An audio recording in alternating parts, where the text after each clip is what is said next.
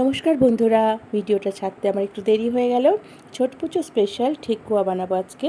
তাহলে চলুন ঠেকুয়াটা বানানো যাক। এর জন্য প্রথমে 1 কাপ আটা, 1 কাপ ময়দা, 1 কাপ সুজি আর 1 কাপ চিনি নিয়ে নিচ্ছি। এরপর এর মধ্যে আমি কিছু কাজু, কিশমিশ আর আমন্ড কুচানো দিয়ে দিলাম, আর দিয়ে দিলাম স্বাদ মতো লবণ আর 1 চামচ ঘি দিয়ে ভালো করে একটু নাড়াচাড়া করে নিলাম। আর একটু সাদা তেলও দিয়ে দিলাম এর মধ্যে, দিয়ে আমি ভালো করে মাখিয়ে নেব। দেখুন মাখানো হয়ে গেছে। এরপর অল্প অল্প জল দিয়ে আমি একটা শক্ত ডো বানিয়ে নেব।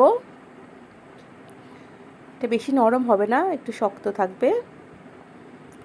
দেখুন মাখা হয়ে গেছে। এরপর আমি হাতের সাহায্যে ছোট্ট ছোট্ট করে গোল পাকিয়ে একটু লম্বাটে শেপ করে নিলাম। এরপর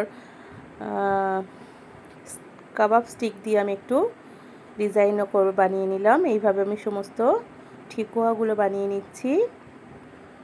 আপনারা আপনাদের পছন্দ মতো ডিজাইন করতে পারেন। আমি এইভাবে করে দেখালাম আপনাদেরকে।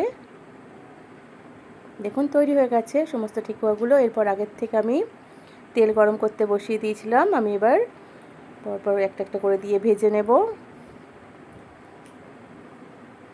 একটা সাইড হয়ে গেছে, আমি এটা উল্টে দিচ্ছি। দেখুন লাল লাল করে ভাজা হয়ে গেছে। এবার আমি এটা তুলে নেব। এইভাবে সমস্ত ঠেকুয়াগুলো বানানো হয়ে গেছে। দেখুন ঠেকুয়া রেডি। একটা আমি ভেঙে দেখাচ্ছি। দেখুন তৈরি হয়ে গেছে ঠেকুয়া। যদি ভালো লাগে চ্যানেলটিকে লাইক, শেয়ার আর সাবস্ক্রাইব করে পাশে থাকুন।